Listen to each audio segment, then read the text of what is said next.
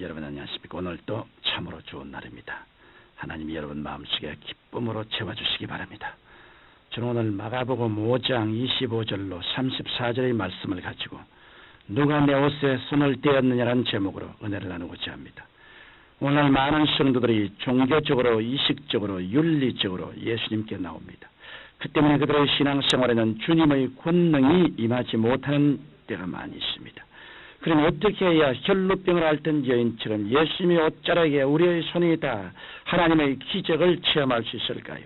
저는 오늘 혈루병을 앓던 여인이 어떤 방법으로 자기 마음속에 그와 같은 믿음을 생산하는가에 대해 살펴보고자 합니다.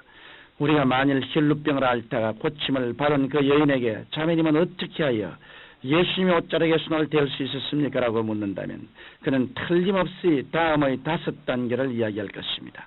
바로 이 5단계가 제가 여러분께 말씀드릴 믿음의 생산 과정입니다. 첫째로 그 여인은 병이 낫겠다는 간절하고 불붙는 마음의 소원을 가지고 있었습니다. 믿음이란 마음속에 불붙는 소원이 있는 사람에게서만 생겨납니다. 그러므로 하나님의 역사가 일어나기 위해서는 먼저 마음속에 뜨거운 소원의 불길이 일어나야 합니다. 성경 요한계시록 3장 16절에 보면 주님은 분명히 내가 이같이 미지근하여 더웁지도 아니하고 차이도 아니하니 내 입에서 너를 토하여 내치라고 말씀하셨습니다. 오늘날 너무 많은 그리스도인들이 찬송을 부를 때도 기도할 때도 열심을 내지 않습니다. 오히려 찬송을 열심히 부르고 뜨겁게 부르짖어 기도하는 사람을 비난하고 비판하며 자기만 거룩한 척합니다. 그러나 미지근한 신앙생활을 하면서 스스로 이만하면 됐다고 생각하는 교만한 사람들을 주님께서는 토해버리겠다고 말씀하셨습니다. 저희 목회 생활을 돌아볼 때 열심을 품고 뜨거운 소원을 가지고 주님께 부르짖어 기도한 성도 가운데 하나님의 기적을 체험하지 못한 사람을 한 사람도 보지 못했습니다. 성경 시편 37편 4절에 또 여호와를 기뻐하라 제가 내 마음의 소원을 이루어 주시라고 기록되어 있습니다.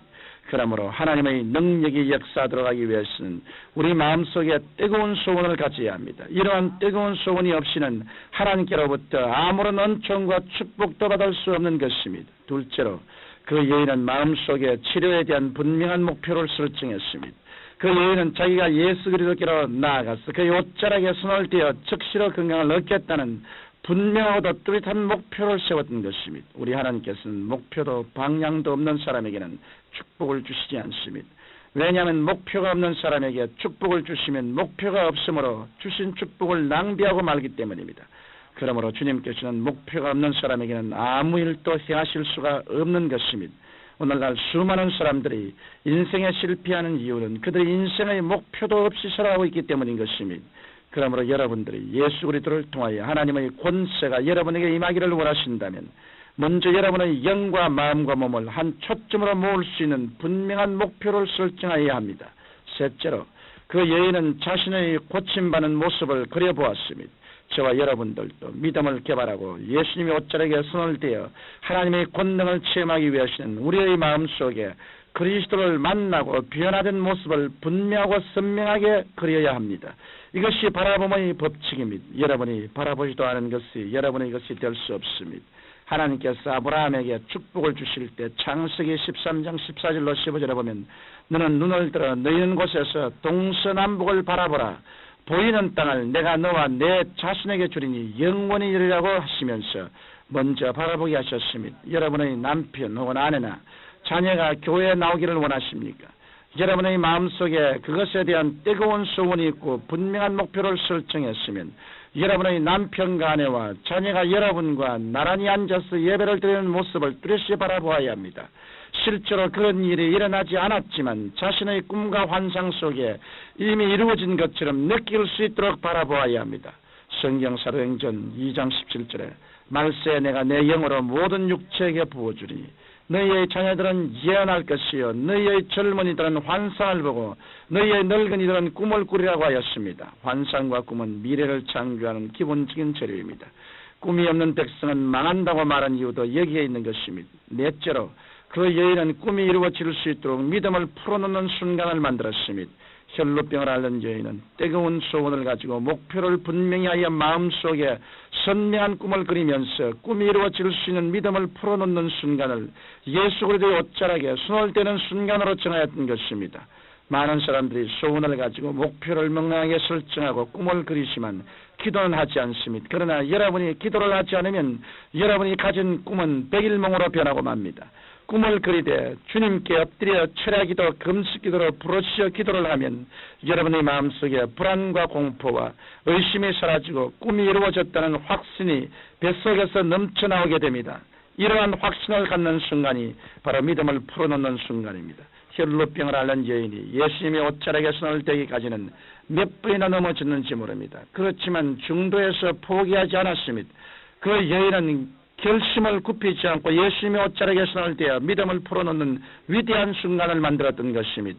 여기에서 우리들은 응답받는 기도의 비결을 배울 수 있습니다. 그것은 한두 번 기도하여 응답이 없다고 낙심하면 안 된다는 것입니다. 일단 마음을 정하였으면 마음의 확신이 올 때까지 간절히 기도함으로 여러분의 믿음을 풀어놓을 수 있게 되시기를 바랍니다. 다섯째로 그 여인은 입으로 시인했습니다. 입으로 시인하는 것은 참으로 중요한 일입니다. 여러분이 마음속에 넘치는 믿음을 입 밖으로 내어놓을 때 그 말씀이 나가서 기적을 나타낼 수 있는 것입니다. 하나님께서 빛이 있으라 하실 때 그 말씀이 빛을 지었습니다. 궁창이 생겨나라 말씀하실 때 그 말씀이 나가서 궁창을 지었습니다. 바울과 실라가 루스드라에서 안전뱅이를 보고 일어나라고 할 때 안전뱅이가 일어났습니다. 이와 같이 여러분들도 믿음을 갖고 입으로 시인하여 말씀을 내어보낼 때 여러분의 앞에 있는 태산과 같은 환경이 변하여 평지가 되고 사는 바다로 옮겨지게 될 것입니다. 무려 12해나 혈루병을 앓던 여인은 자리에 누워 이상과 같은 5가지 마음의 준비를 하였습니다. 첫째로 이 여인은 병이 낫겠다는 간절한 소원을 가졌습니다. 둘째로 치료받는 데 대한 분명한 목표를 설정하였습니다. 셋째로 치료받은 자기의 모습을 꿈과 환상으로 생생하게 그렸습니다. 넷째로 믿음을 풀어놓는 결정적인 순간을 마련하였습니다. 다섯째로 입으로 시인하였습니다. 이와 같이 그 여인이 모든 마음의 준비를 하고 난 후 그리스도의 옷자락에 손을 대자마자 하나님의 기적적인 성령의 권세가 그의 온몸에 흘러들어가서 그의 운명은 변화되었던 것입니다. 그 당시 같은 시간에 같은 장소에서 수많은 사람들이 장사진을 치고 예수님의 옷자락에 손을 대었지만 어떠한 사람에게도 하나님의 역사는 일어나지 않았습니다. 오직 믿음의 마음 준비를 한 혈루병 앓던 여인에게만 하나님의 치료의 역사가 나타났던 것입니다. 청취자 여러분, 예수 그리스도는 어제나 오늘이나 영원토록 동일하십니다. 그 예수님께서는 여러분을 위해 기적을 준비하고 계십니다. 이제 여러분은 혈루병 앓던 여인과 같이 마음의 올바른 준비만 하면 됩니다. 그러면 여러분도 12의 혈루증을 앓던 여인이 경험한 하나님의 기적을 체험하게 될 것입니다. 사랑하신 아버지 하나님, 모든 성도들이 믿음을 풀어놓을 수 있게 하여 주시옵시고 하나님의 능력을 받게 하여 주옵소서. 예수님 이름으로 기도합니다. 아멘.